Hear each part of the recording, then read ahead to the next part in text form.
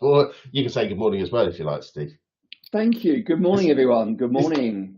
this is a Yeah, joint effort. Uh, it is, mate. Sorry. right. Yeah. So, as you know, everybody in the gym that's watching on LinkedIn Live and here on the wonderful Crowdcast, and thank you, Charlotte, for setting us up and making sure that we're both still moving and we can hear one another. There is a National Entrepreneur Day and there is a World Entrepreneur Day, one in August and one in November. And yesterday you would have seen Jem Bevan talking about the word absurdity. Well, today we're going to take it a little bit more seriously with a guest that I've known for, I think it's over 15 years, an old client of mine that Gotta be. uh, I don't consider as an old client now. I'd like to consider him as a friend. I'd like to think that's reciprocated as 100%. well. Um, 100%. so, ladies and gentlemen, all the way from Sweden, it is him. Mm. Who are you? Hello, everyone. So, yeah, Steve Usher from the UK. Been living in Sweden for 7 years. Yeah, super glad to be here today to explore this word that I have had problems with over the years, but I've kind of settled on it a little bit more recently. In this word of kind of entrepreneur. So Yeah. yeah, curious Um, to dive into it with you today, Alan, for sure. we should call it the E word or something. Like, we need to Mm, abbreviate it because we were in discussions a couple of weeks ago about this, and Steve and I both came to the same conclusion that the word entrepreneur we don't really like. It's almost as if it's had this negative stigma attached to it because of a lot of the idiots that we've seen on The Apprentice over the years. But in true sort of trainer coach fashion, and to give our conversation on here a little bit of context, I just want to give you what would be classed as the sort of the dictionary definition of it. But entrepreneurship, if there is such a word, involves the combination of resources, the combination of skills, having a vision to bring forth new products, new solutions, new services that meet market demands and create value. So that's good so far. I sort of get that. mm, But it's mm. also entrepreneurship is about the ability to start a new business, especially when it involves seeing new opportunities and, dare I say it, making money. But there's also modern entrepreneurship, which addresses a lot of socio-economic issues. You can tell I don't use the word socio-economic issues every single day, but it includes sort of boosting competition, spurring economic growth, lowering unemployment. So making efficient Mm, use of resources, creating new markets. So the mm. reason I've asked Stephen because of his background, and I have got some sort of preset questions for him. I'm going to hit him with the first one now. Watch his Yeah. surprise face. I'm going to see if I do them in the right order.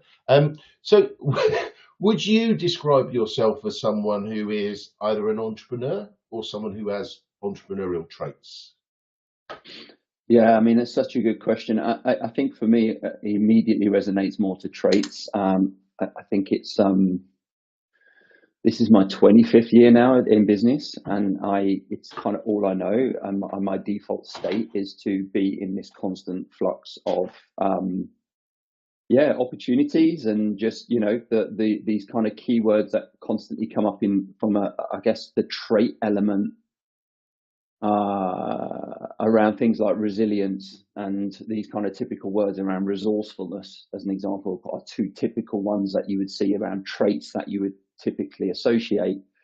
I think resilience is massive. I think it's being an entrepreneur or a business owner and taking that risk of stepping outside of a comfort zone of a job and a paid salary every single day, and you make that conscious choice to say, actually, no, I want to create something and give birth to something into the world that will bring impact or value or whatever your jam is, and what are you trying to create. That doesn't necessarily have to be driven exclusively by money. That in its own is a gift, and not everyone is ready for that. It's the resilience part is really big. Probably one of the bigger ones in my mind. And I think the whole piece around resourcefulness, my wife always says to me, I'm incredibly resourceful. I think in order to create something from your head, I mean, just think about it for a second, the process of how you observe the world, something that you connect with and you're passionate about, and that mission element, which is a really critical element. to then create it from nothing into something requires a lot of resourcefulness, a lot, and leaning into stuff that you just have never ever done before, and be Yeah, okay with that. yeah, And learn by doing and iterating, keep moving forward. No matter if it's a knockback, it's a no, it's challenging, uncertainty, maybe you've never done it before. Just leaning into those things is super important, and that requires a resilient and yeah, resourceful mindset as a start point, as a minimum for yeah. me. And you know what? Anybody watching this that, for example, hadn't heard what the question was about entrepreneurialism, a lot of the words you just mentioned there can easily be linked to a recruitment business and to 100%. a recruiter. And you can obviously tell the age difference between Steve and I, because I've never used the word jam, whatever your jam is. Well, you see, that's the difference with these youngsters. Like, I mean, if anyone asked me what my jam was, I'd probably say black. But you're right, it is about stepping outside that comfort zone. And I suppose my next question was around what do you consider the traits to be? But you've already mentioned a lot there with that sort of, particularly with the resilience, and that, definitely on that one. But looking out for those opportunities, stepping out of that comfort zone, which could mean pushing through the fear. But are there any Mm. other traits that you would add to that you would need to have if you want to be considered as an entrepreneur? Yeah, I mean, I think, there's this, I don't know about considered an entrepreneur. I think there's also a leadership element in that, because ultimately, being an entrepreneur and starting a business, you ultimately assume a leadership role of some sort, because you're leading and driving that business, whether you're like a CTO, customer success, or you're the CEO. You're ultimately leading and driving that business. I think there's an element in this which is a big one, is around self-awareness. Yeah. And this is really important, because you go into a business, any organization, and particularly maybe if you do it on your own, but mostly it's two, maybe three of you that go into business together to launch an organization. I just think that self-awareness from the start is really, really important, both in terms of understanding oneself, like what are my strengths, what am I good at, what's my superpowers, how can I contribute to the birth of this business, or bring the best that I can to build this business. Mm. And then, of course, like complement with your colleagues, like understand their way of working, their communication styles, and really work towards becoming like how you become an optimal team. I think often that's underrated, because you tend to go into business with friends or someone that you know already, or you lift out of an organization. But to continue working on that, I think having that mindset of, even though we think we know each other, how can we go even deeper to create a really high performing team Yeah. that can really build a business, and leverage each other, because everyone has different skills. So that's one. I think the other one is a little bit more external. I just think it's about ability to see the market, to see trends, to spot when things are shifting.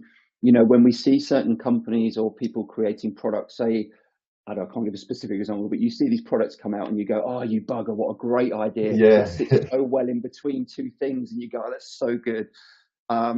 I think there's an element around that as well, just to keep that awareness of like that external, very like macro level, to see the patterns, the opportunities, and then get into the micro and have that ability to flex between it. So if you're too like this all the time, then you miss the opportunities, and you can get lost at the same time. So that, I'd say probably just a bolt on an extra couple in there. Yeah, definitely. And I think Mm. you're right, to be future focused, to be able to focus on the marketplace and the opportunities. And I think you pretty much answered the next question as well, which was, why do you think that entrepreneurialism would be important to anyone in recruitment or into talent acquisition? Because for me, All of it's that. about, you've got to think beyond the job and the candidate. Sometimes we've got to throw those blinkers off and think, right, well, what else can be gained? What else can be created?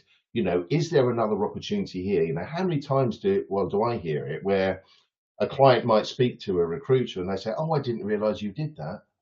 "Oh, I didn't Mm. realize you did contract. I didn't realize you did perm. I didn't realize you worked in these markets." It's because, we haven't had that perhaps entrepreneurial gumption to be able to say, "Oh, by the way, whilst I'm on the phone, Steve, are you aware that we also do this?" And it's about not only seeing the opportunities, but then seizing them. Mm. And I do believe that tech has had a part to play in Massive. this. I think personally, I think tech and AI has somewhat suppressed some of the entrepreneurial spirit, but I also think it's paved the way for other markets and other opportunities. You know, you said you couldn't think of an example just now about tech. I Mm. remember years ago, two guys who were IT contractors, they were whispering in the kitchen, talking about, this is going back to about 2001, saying, oh, I'm going to be working on a brand new role, Bluetooth. And it's almost like no one had heard of Bluetooth. No. We didn't even have a G back there. Now we've got 5 of the buggers, and probably someone's developing 6G. I don't know. But Totally. I mean, there's roles. I mean, I was at an event here in Stockholm yesterday, Sign, and today's actually AI Day. But they did touch on AI yesterday. You know, when you know we doom and gloom a lot of stuff, we tend to do that. But I think that it's super exciting. It's going to unlock so much. It's a different level of creativity, a different type of creativity with AI. I think the bit for me is back in the day before social media, and we never had social media manager. That role never existed. We're going to have new roles emerging. So the trick is how we transfer the current skill set into the future skill set within existing people structures. I think that's the big challenge because it's going to be so big, this shift.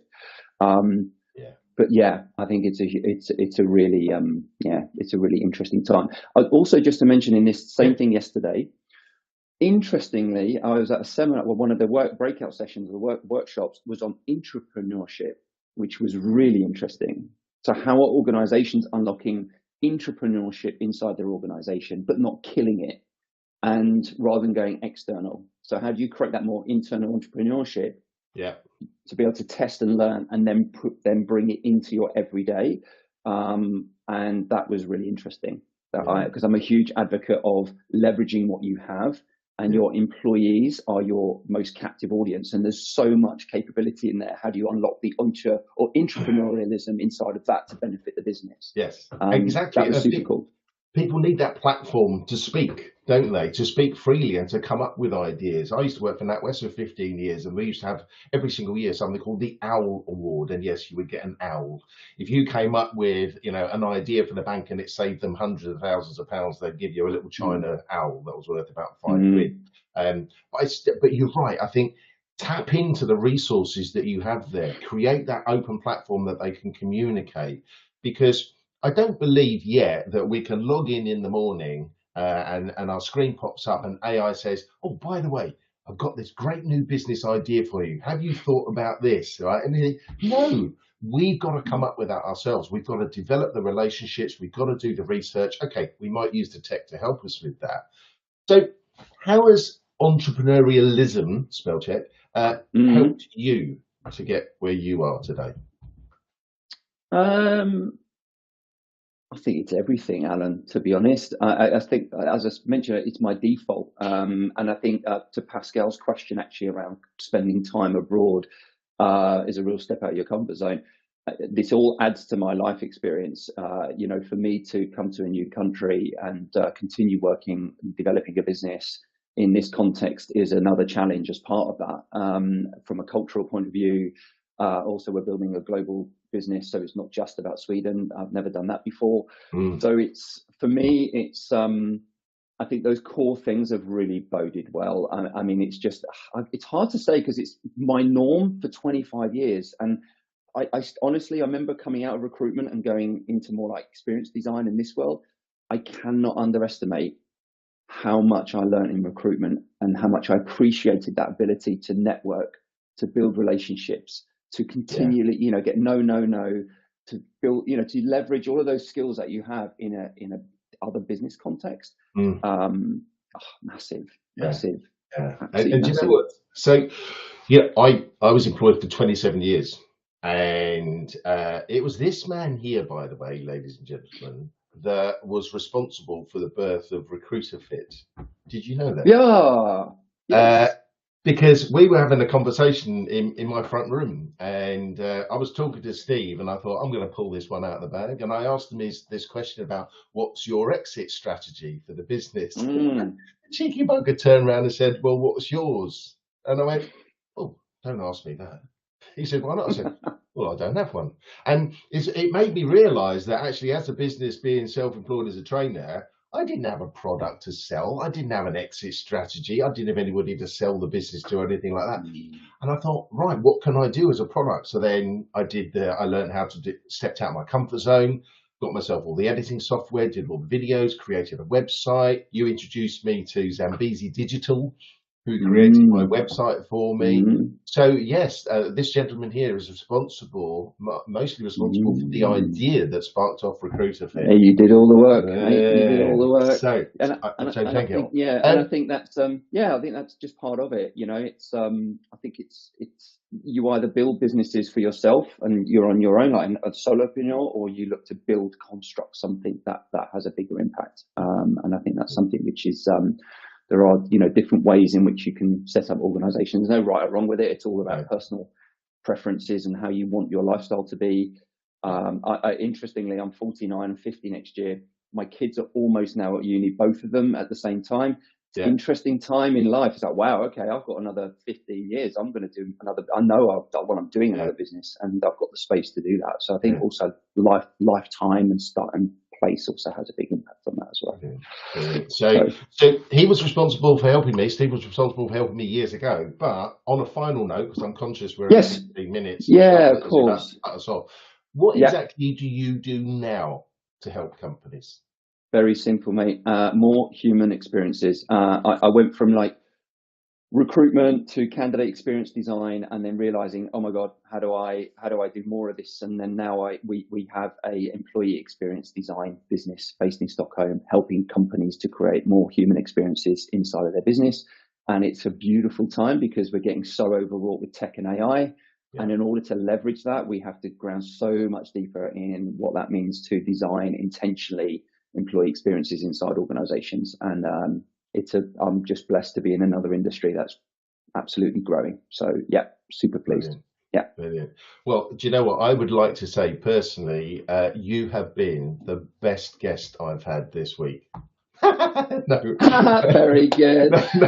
No, seriously. If Angela's listening, Steve is definitely someone to get in for Ask the Coach.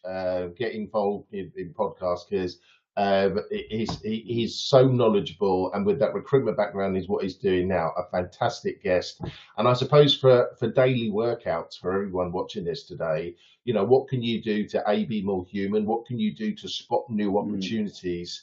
You know, what can you do to perhaps just be that little bit more entrepreneurial that will encourage you to maybe step outside of your comfort zone, try something new? I'm not suggesting you move to another country and learn a language, but see what you can do. But Steve, you have been a wonderful guest. Thank you very much. And Charlotte will no doubt cut us off in our prime. Have a great day, everybody. Thank you all. Take care. Stay where you are, Steve. We'll have a chat. I will. Take care. Bye. Thank you. Ciao.